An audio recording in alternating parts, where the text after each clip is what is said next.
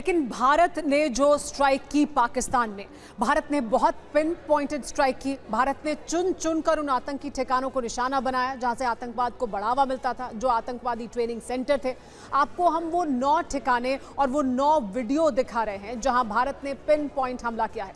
बहावलपुर और मुजफ्फराबाद में 2-2 ठिकाने थे जिन्हें निशाना बनाया गया। इसके अलावा मुरीद के गुलपुर, भिम्बर, चकमरू और कोटली में भारत ने हमला किया। तो इस तरह से हमले किए गए। ये वो 9 हमले थे और बहुत सोच समझकर इन हमलों को अंजाम दिया गया।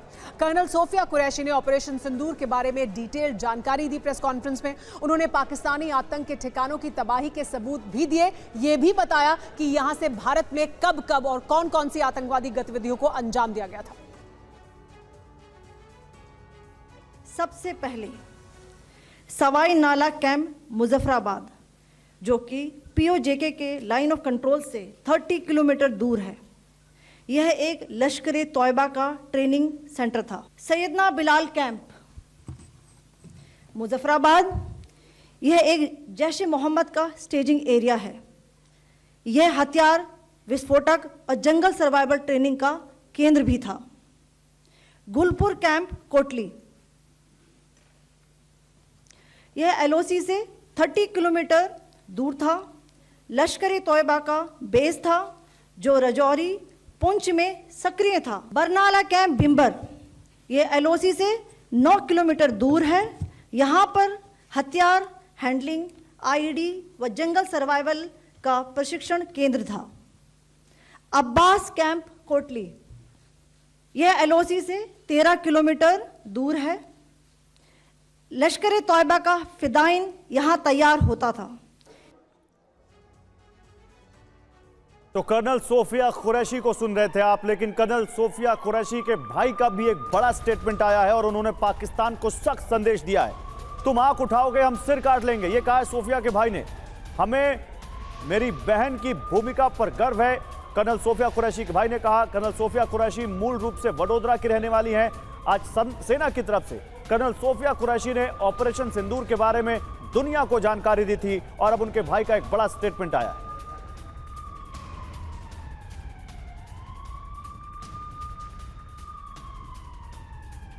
और से आप आर्मी फैमिली से हो, पाकिस्तान को क्या संदेश देना चाहोगे मीडिया को?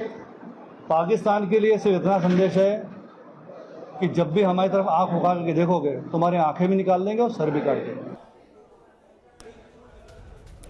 तो वाकई बहुत प्राउड होगी आज ये फैमिली कर्नल शैलेंद्र, जिस तरह से कर्नल सोफिया कुरैशी सामने आती हैं और उधर विंग कमांडर व्योमिका आती हैं सामने, और दोनों ने जिस तरह से ऑपरेशन सिंदूर की एक डिटेल दी, एक बड़ा मैसेज भी यहां से भारत ने दिया है इन दोनों वीरांगनाओं के जरिए। कर्नल शैलेंद्र। और यस 100% देखिए, हम बड़ी क्लैरिटी से आप 2-3 चीजों को कनेक्ट कीजिए। ऑपरेशन सिंदूर ही क्यों? सिंदूर कहां इस्तेमाल होता है किसी को नहीं पता, पाकिस्तान में नहीं पता। आपने किस पर अटैक किया था? आपने हिंदुस्तान पर अटैक किया था, हिंदुस्तान की आत्मा पर अटैक किया था। उस हिंदुस्तान की आत्मा में आप ही ने बोला था उन औरतों को जिन्होंने अपने शौहर खोए, उनको क्या बोला था? मोदी को जाके बताना। तो मोदी को बता दिया गया। सो अब आप देख रहे हैं कि विमेन पावर कैसे अपना रिवेंज एग्जिबिट कर रही है। पूरे देश की वुमेन के लिए ये एक मौका है कि वो देख रही हैं कि अगर आपके बच्चे या आपके शौहर की तरफ कोई भी आंख, जैसे वो भाई बोल रहा है, कोई भी आंख जो उठेगी उसे वो फोड़ देगा, जो गर्दन ऊपर उठेगी उसे वो काट देगा। हमारे साथ पीके घोष जी भी मौजूद हैं। सर, आप भी प्रतिक्रिया इस पर देना चाहते थे। ये जो ऑपरेशन जिस तरह से किया गया, उसमें जो जानकारी दी गई, जिसकी हम बात कर रहे हैं कि कर्नल सोफिया ने जानकारी दी, व्योमिका जी ने जानकारी दी, ये ऑपरेशन किस तरह से अंजाम दिया गया? क्योंकि पाकिस्तान में अब शहबाज शरीफ कह रहे हैं कि देखिए 80 जहाज आए, इतनी मिसाइलें दागी, भारत ने रात के अंधेरे में इस ऑपरेशन को अंजाम दिया है। कैसे इस ऑपरेशन को अंजाम दिया गया? देखिए, ये सबसे पहली बात तो ये है कि पाकिस्तान ने बताया कि उन्होंने 3 राफेल, एक 29 और एक Su-30 को डुबो दिया। अगर ये सच होता तो वो अभी तक पूरे वीडियो इसके सोशल मीडिया में आते रहते। ये मतलब सच नहीं है। हमने क्या किया है, हमने जो मिसाइल्स यूज़ किए, जैसे हमने स्कैल्प यूज़ किया। स्कैल्प एक क्रूज मिसाइल है जो कुछ 250 किलोमीटर का। क्रूज मिसाइल की क्या खूबियत है? अच्छा, सबसे पहले देखते हैं कि पाकिस्तान के पास क्या एंटी मिसाइल डिफेंस है। उन्होंने कहा हमने अपना एंटी मिसाइल डिफेंस पूरा मतलब तैयार कर दिया है, हम एकदम तैयार हैं, अब अगर आप आएंगे हम उड़ा देंगे। HQ-9 जो है वो है एक चाइनीज एंटी मिसाइल डिफेंस, और क्रूज मिसाइल जो आता है उसके फ्लाइट प्लान में वो कुछ ही ऊपर मतलब ग्राउंड लेवल से कुछ ही ऊपर जाता है, तो वो रडार के नीचे या ये कई बार रडार में पकड़ नहीं आता है। तो उनके डीजी ने ये भी कहा है कि भारत के जो एयरक्राफ्ट्स हैं उन्होंने IBL नहीं क्रॉस किया। ये सच भी हो सकता है क्योंकि आप दूर से अगर आप स्टैंड ऑफ फायरिंग करें तो ये जो था, ये इनके टारगेट्स कितने हैं, कुछ 100 किलोमीटर जो आप बात कह रहे हैं सर, इस बात को पाकिस्तान को समझने में न जाने कितने साल लग जाएंगे, और समय रहते शायद समझ लेता तो अंजाम ये ना होता। पाकिस्तान के खिलाफ अब भी हिंदुस्तान का प्रहार जारी है। 24 अप्रैल 2025 को पीएम मोदी ने प्रण लिया था और कहा था कि ऐसा एक्शन होगा जो कल्पना से भी परे होगा। अब 14 दिन बाद भारत ने आतंकी ठिकानों को मिट्टी में मिला दिया है, और उस मिट्टी में मिलाने के सबूत आपके सामने भी है। देखिए, प्रधानमंत्री मोदी का 24 अप्रैल 2025 को प्रण और 7 मई 2025 को मोदी के एक्शन की तस्वीरें।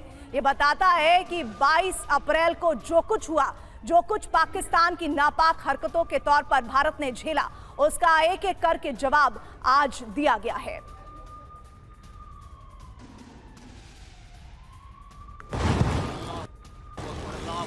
सेना के ऑपरेशन सिंदूर पर पीएम मोदी का पहला बयान सामने आया है, जिसमें उन्होंने कहा कि ऑपरेशन सिंदूर देश के लिए उन आतंकियों को मोदी ने सेना की जमकर तारीफ की। उन्होंने तैयारी के मुताबिक सेना ने पिन पॉइंट हमलों को बिना किसी गलती के अंजाम दिया है, लिहाजा यह हमारे लिए गर्व का पल है। पहलगाम हमले के बाद 24 अप्रैल को पीएम मोदी ने कहा था, आतंकी हमला करने वालों और उसकी योजना बनाने वालों को कल्पना से बड़ी सजा मिलेगी।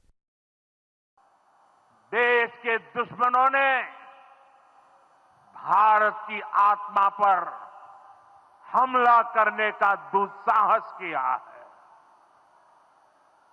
मैं बहुत स्पष्ट शब्दों में कहना चाहता हूं, जिन्होंने ये हमला किया है, उन आतंकियों को